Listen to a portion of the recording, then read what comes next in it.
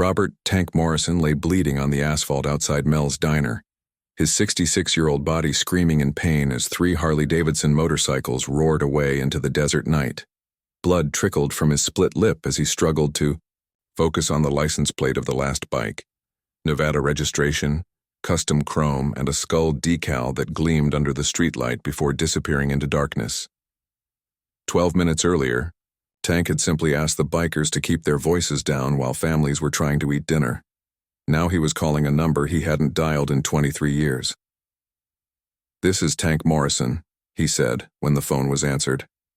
"I need to speak with Colonel Hayes. Tell him it's about the Kandahar files." The assault had started when Tank approached the table, where 6 members of the Desert Reapers Motorcycle Club were drinking beer and telling increasingly loud stories about their sexual conquests. Children at nearby tables were staring, and Tank noticed a young mother covering her toddler's ears. "Excuse me, gentlemen," Tank had said politely. "Would you mind keeping it down a bit? There are families trying to eat." The largest biker, a man with a shaved head and prison tattoos covering his arms, had looked Tank up and down with obvious disdain. "You got a problem with us, old man?" "No problem. Just asking for a little consideration." "Consideration?" The biker stood up, revealing his full 6'4" frame. "You know what I think about your consideration?" Tank had seen the punch coming, but his 66-year-old reflexes weren't what they'd been in Vietnam. The blow caught him square in the jaw, sending him stumbling backward. "Ray, that's enough," one of the other bikers had said. "He's just an old guy." "Old guy needs to learn some respect," Ray replied, following up with a shove that sent Tank sprawling across the diner floor. As Tank picked himself up, he noticed something that made his blood run cold. Ray's jacket bore the patch of the Desert Reapers, but underneath it was a smaller patch that read, "Property of Kozlov Industries." Kozlov Industries. The name that had haunted Tank's nightmares for over 2 decades. Now, 22 minutes after the assault, Tank sat in his pickup truck outside the diner waiting for his phone to ring. The paramedics had checked him over and left. The local sheriff had taken his statement and promised to look into it. Tank knew how that would go. Nowhere. But the phone call he'd made would go somewhere very different. His phone buzzed. "Barnoan. Number. Mr. Morrison, this is Agent Catherine Walsh, DEA. I understand you have information about Kozlov Industries. I understand you've been trying to build a case against them for years. That's classified information, sir. So was what I saw in Afghanistan, but sometimes classified doesn't matter when American lives are at stake." Agent Walsh was quiet for a moment. "What did you see in Afghanistan, Mr. Morrison?" Tank watched a Nevada Highway Patrol car pull into the diner parking lot. 2 officers got out and headed inside, probably to take statements about the assault. "I saw Viktor Kozlov paying Taliban commanders for safe passage of heroin shipments through Kandahar province. I saw American soldiers dying because we weren't allowed to interfere with his operations. You have proof of this?" "I have photographs, documents, recordings, everything I gathered before my commanding officer ordered me to forget what I'd seen." "Where are these materials now?" Tank started his truck. "Safe, and they'll stay safe unless something happens to me." "Mr. Morrison, are you threatening a federal agent?" "I'm offering information to a federal agent." The Desert Reapers Motorcycle Club is washing money for Kozlov Industries. They're using their runs to transport drugs and cash across state lines, and they just made the mistake of assaulting a witness who's been waiting 23 years for payback. Agent Walsh's tone shifted. "What exactly are you proposing?" "I'm proposing you raid their clubhouse tonight. I'm proposing you check their bikes for hidden compartments. I'm proposing you run financial background checks on every member. And in exchange? In exchange, you get everything I have on Kozlov's Afghanistan operations. Photos of dead American soldiers, documents showing weapon sales to the Taliban, financial records of bribes paid to keep his pipelines open." Tank pulled out of the parking lot and headed toward the highway. In his rearview mirror, he could see the Nevada Highway Patrol officers talking to witnesses inside the diner. "Mr. Morrison, if what you're saying is true, why didn't you come forward years ago?" "Because my commanding officer was Colonel James Hayes. Because he told me the Kozlov operation was being handled at levels above my pay grade. because I was ordered to stand down and forget what I'd seen. And now? Now Hayes is retired. Now there's no chain of command keeping me quiet. Now I'm an old man who got punched by drug dealers and I don't have anything left to lose. Tanks. Phone buzzed with an incoming call. He checked the number, local area code. Agent Walsh, I'm getting another call. Give me your secure number and I'll contact you in 1 hour. Tank switched to the incoming call. Mr. Morrison? This is Sheriff Bradley. I wanted to follow up on your assault report. What did you find out? Well, the thing is, the bikers are claiming you started the altercation. They say you used racial slurs and became aggressive when they asked you to leave them alone. Tank pulled over to the side of the highway. Sheriff, there were 20 witnesses in that diner. Are you telling me they all corroborated that story? Some of the witnesses are unclear about what they saw, and the bikers have a pretty convincing story. Let me guess. They also have some kind of relationship with your department. Sheriff Bradley's pause told Tank everything he needed to know. Mr. Morrison, I'd advise you to let this go. These aren't people you want to cross. Sheriff, I spent 2 tours in Vietnam fighting people a lot scarier than some motorcycle club. I think I can handle a few drug dealers. Mr. Morrison. Tank hung up and immediately dialed Agent Walsh's secure number. It's Tank. Your local law enforcement has been compromised. Sheriff Bradley just advised me to drop the assault charges because the bikers are too dangerous to cross. That's interesting. We've suspected corruption in that county for months. Well, now you know. How quickly can you move on this? If you can provide the evidence you promised, we can have search warrants within 2 hours. Tank checked his watch. It was almost 10 p.m. The evidence is in a storage unit in Las Vegas. Unit 247 at Desert Storage on Boulder Highway. The access code is 11071969, my date of birth. We'll need you to accompany our agents to verify authenticity. I'll meet you there. But Agent Walsh, I want something in return. What's that? I want to be there when you arrest Ray Kozlov. Ray Kozlov? The biker who punched me. Turns out he's Victor Kozlov's nephew. Funny how these things work out. Agent Walsh was quiet for a long moment. Mr. Morrison, how long have you known about this connection? I suspected it when I saw the Kozlov Industries patch on his jacket. I confirmed it when I made some phone calls to old contacts. Ray Kozlov has been running drugs for his uncle's organization for the past 5 years. You've been investigating this on your own? I've been waiting for the right moment. Tonight, the right moment found me. Tank pulled back onto the highway and headed toward Las Vegas. In the distance, he could see the lights of the city growing brighter. His phone rang again. This time it was a number he recognized. Colonel Hayes. Tank, what the hell are you doing? Evening, Colonel. Enjoying retirement?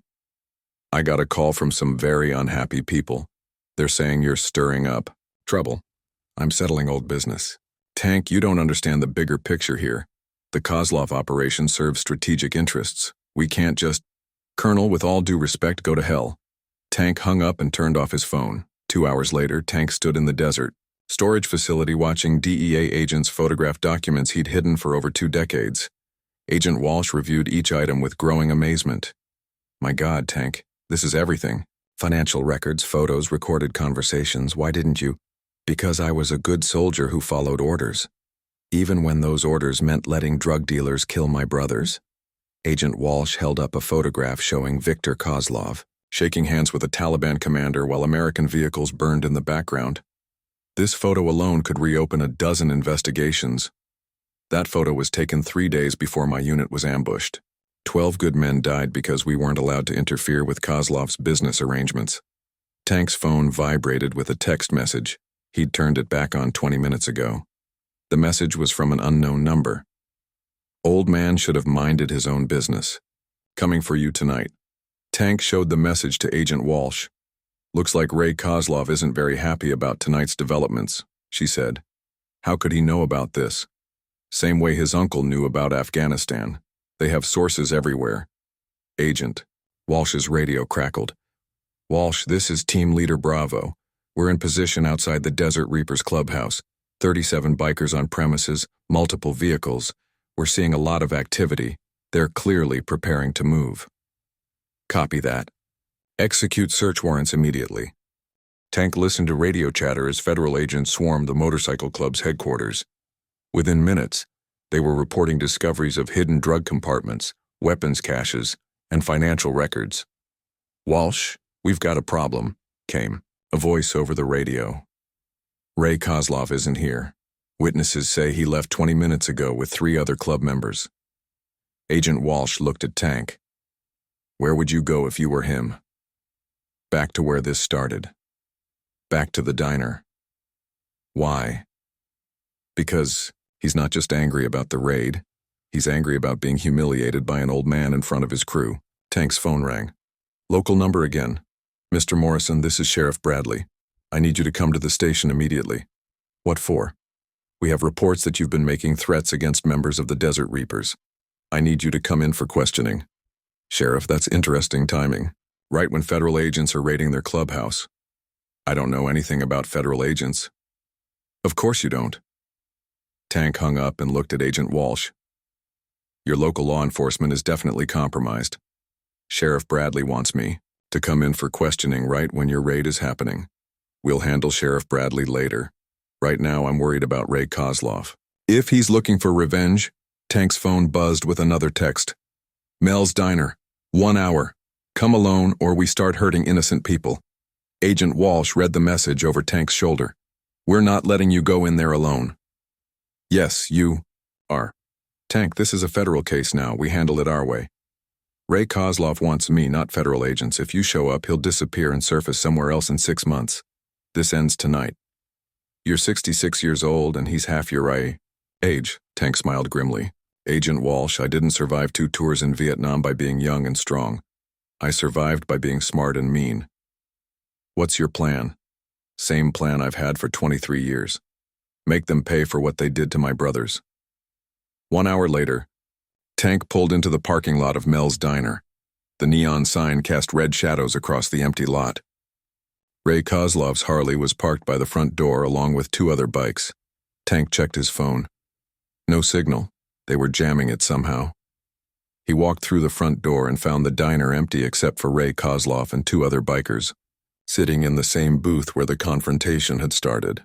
"Old man," Ray said, "you cost me a lot of money tonight." "Just getting started." "See, that's where you're wrong. This is where it ends." The 2 other bikers stood up. Both were carrying tire irons. "You know what your problem is?" Ray continued. "You think because you were in some war 50 years ago you're still dangerous. 48 years ago. And I am still dangerous." "Prove it." The first biker swung his tire iron at Tank's head. Tank ducked and drove his elbow into the man's solar plexus, then grabbed the tire iron as the biker doubled over. The second biker came from the side. Tank spun and caught him across the temple with the tire iron. The man dropped like a stone. Ray Kozlov stood up slowly, pulling a switchblade from his pocket. "Impressive. But I'm not them." "No, you're worse. They're just thugs. You're a traitor." "A traitor? To what?" "To the country that gave you the freedom to be a piece of shit." Ray lunged with the knife. Tank sidestepped and brought the tire iron down on Ray's wrist. The knife clattered across the floor. "You want to know what I learned in Vietnam?" Tank said, pressing the tire iron against Ray's throat. "I learned that some people don't deserve to breathe the same air as decent folks. You won't kill me. You're one of those honorable soldier types." "You're right, I won't kill you." Tank stepped back and pulled out his phone. The signal was working again. "Agent Walsh, it's Tank. I'm at the diner with 3 suspects in custody. You might want to hurry. One of them needs medical attention." As sirens approached in the distance, Ray Kozlov looked up at Tank with hatred and confusion. "How did you know we'd be here?" "Because 23 years ago your uncle made the same mistake you just made.